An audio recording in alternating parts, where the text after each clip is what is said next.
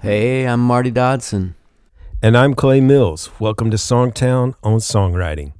Welcome to SongTown on Songwriting. My name is Clay Mills, and I'm here with Marty Dodson.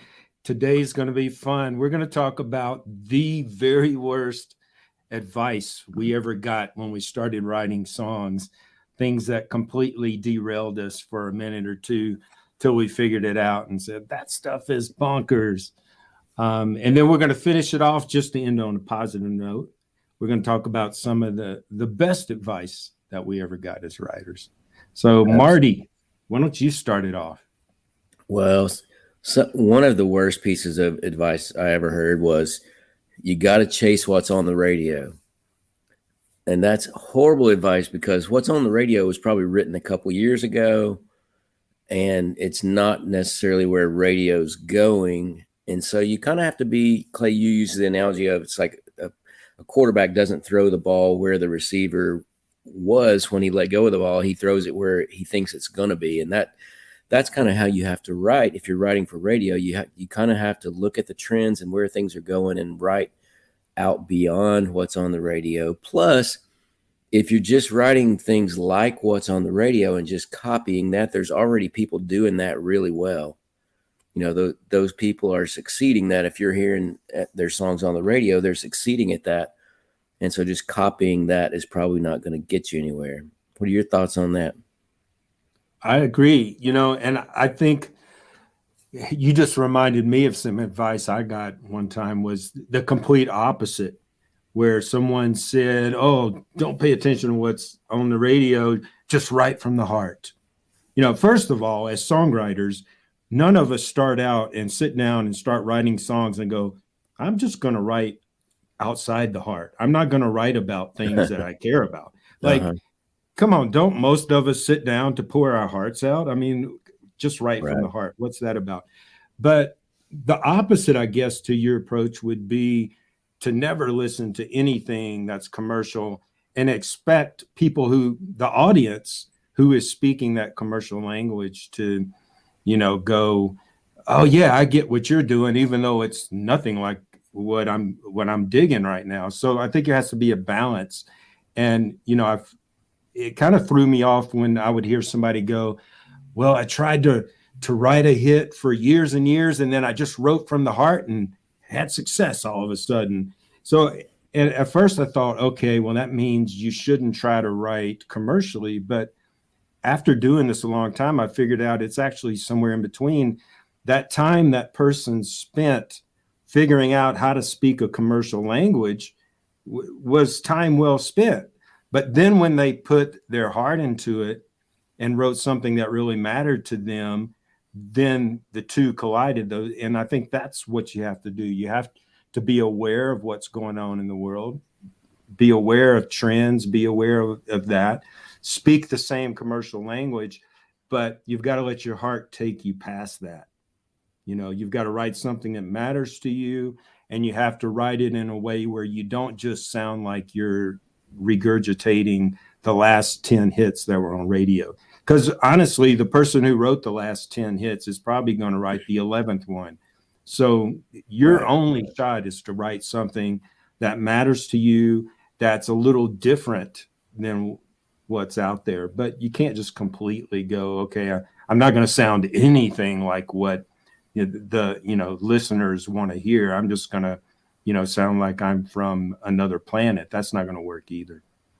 Yeah, I had somebody one time coming to me and say, hey, God gave me this song last night and they played me this song and it didn't make any sense. And I'm like, well, not to discount inspiration or that God may have given you an idea, but you still have to learn how to put that inspiration into a commercial form. And a lot of that comes by listening to what's on the radio, I think I think that somewhere in the Bible it says, that we have to be good shepherds of our talent, and we have to, the gist of it is we have to develop our talents. We can't just go, oh, this is divine inspiration, and this chorus was given to me, so therefore it must be right. I mean, come on, let's Don't Yeah. give God credit for an average song. He wants you to write your Yeah, best. that's right. He gave you the talent to write a great song. Go do that. Another bad piece of advice, and I saw it recently as self-professed songwriting guru that really hasn't had much success, said someone asked in a forum, do you have to have a bridge in every song? And he said, oh, yes, absolutely. You have to have a bridge in every song. And I started thinking through my hits. Very few of them have a bridge. Yeah. And if you listen to the songs on the radio in pop or country, they don't all have a bridge. So I think any kind of absolute advice like that people give you, you should take with a grain of salt, because there is no one size fits all answer. You have to look at every single song and say, does this song need a bridge? Yeah. Not just, oh, well, I've got to put a bridge in, so let me think of something to say. So I think that's an example, but the bigger picture is, don't listen to absolutes. Look at each song in each individual case and try to give that song what it needs, and don't have some idea in your head of every song has to be a certain way. Yeah, I agree. I've had success with songs that had bridges and songs that didn't have bridges. And there's a lot of factors that go into that. If you've got a great verse and a pre-chorus that goes somewhere completely different, and then a chorus that goes somewhere completely different, you got a post-chorus, you don't need a fifth section in your song that goes, you've already got you're maxed out for what you need in that instance. So there's a lot of factors that go into it. And lyrically, you certainly don't want to write a bridge if you don't need to go there lyrically, I would think, because you're just going to be rehashing. And that's the kiss of death. When you see that a lot of people, their second verse is basically a first verse just written a little different. And, people tune out. If you're going to go to the second verse, you got to take them somewhere. Go deeper. So the bridge for a bridge's sake that's not great advice. Another thing that someone told me one time and threw me off for a while, they were like, I only write when I'm inspired. If I'm not inspired, it's going to be a crap song, and it's not going to. And man, when I started hanging out with people that were great writers, they wrote all the time. They didn't sit around waiting for inspiration to strike. I think Stephen King was, famous for saying that inspiration is like a luxury for amateurs, because if it's your job, and I don't mean job in a negative way. If you want to be a full-time songwriter and you want it to matter, you want your songs to matter to the world, you can't do it just whenever you feel like it. Even if you did get lucky and one time write something and it poured out of you, how are you ever going to repeat it? Like just waiting for inspiration. So you're at the mercy of inspiration. If that's the case, you have to learn how to get yourself inspired, if you're a professional songwriter, you got to learn how to be inspired at 10:30 tomorrow when that co-write starts, that kind of thing. And so it's a lot of learning how to make inspiration work for you instead of you being at the mercy of inspiration. Yeah, and if you get a call to go write with Adele tomorrow, you're going to show up and say, or call ahead of time and say, I'm sorry, I just don't feel inspired today. Come on. No, you're going to show up and you're going to get inspired. You're going to talk to her. You're going to find out what's going on in her life, share what's going on in your life. You're going to find some common ground that matters, and you're going to write about it. Yeah, absolutely. Another bad piece of advice I got was, to be a successful songwriter, you have to perform and play your songs out. In 25 years, there's only one time I've ever played out and had something good come of it. Not that the rest of them were bad, but one time I played out, and this was after I had some hits, and the lead singer for the Plain White T's came up to me and said, hey, I love your lyrics. Would you want to write? And we wound up writing some. But I've literally never had a song that someone heard me play and go, I need to record that for my album. You know, I mean, Garth Brooks is not sitting out in the audience at any of my shows or any big artist, you know. And so I think, again, that's one of those absolutes. You know, maybe some people are great performers and they sell their songs in such a way and get themselves into shows where there's, you know, influential people there. But that's not a one size fits all thing, you know. And if you feel like you're a great performer and that feeds your soul and you love to play your music for people, that's awesome. But if you're not that kind of person, or if you're just a lyricist, you don't have to feel like, well, I can't be successful because I'm not going to play out and perform. Yeah. I know Hall of Fame songwriters that, man, you would not want to hear them go out and perform, but man, they write great lyrics. They have something special about what they bring to the writing room that doesn't matter. And I mean, yeah, there are, if that's a strength of yours, I do know artists that have put out albums and then later 2 or 3 of those songs on that album, some big time artists heard those songs and ended up releasing their own version and making hits. So yeah, I mean, if you are an artist, use that to your advantage, but by no means ever use that as an excuse, because we can both sit here and name Hall of Fame songwriters that don't go out and play live shows, and they are tremendous songwriters. Same way with, you know, you can get on a forum and on Facebook and somebody will go, well, if you just write lyrics, that's not a songwriter. And it's the same. It's kind of like a prejudice against somebody. But I can tell you from being a professional songwriter, if you write killer lyrics, you're not going to have any problem getting on projects if you're a phenomenal lyric writer, because there are so many singers that can come up with halfway decent melodies, but having the words that touch people, that's a magical skill. Yeah. I sometimes joke with people that I carry snacks around in my guitar case because I don't even take it out. So like when Clay and I write, I usually don't even take my guitar out of my case because he's a really good guitar player and I know he's going to have that piece of it handled and I can just work on lyrics. So Marty, what do you think is some of the best? We talked about some of the crazy stuff we've heard. What's some of the best advice you ever got? And I know your publisher, when you first started out, was legendary songwriter, so I'm sure he probably gave you some good advice along the way. Yeah, he told me essentially, I don't know if it's in these words exactly, but he said, your secret weapon is your story. He's like, nobody's lived your story.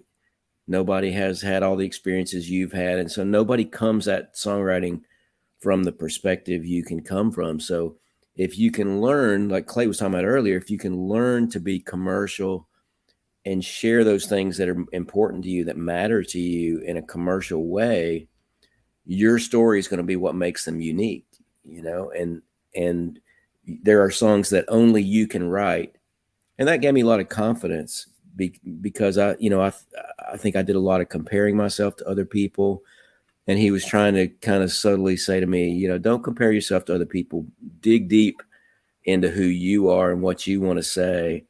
And then learn, you know, he taught me the skills and the craft of songwriting so that I could tell my stories in a way that other people are going to relate to. What about you?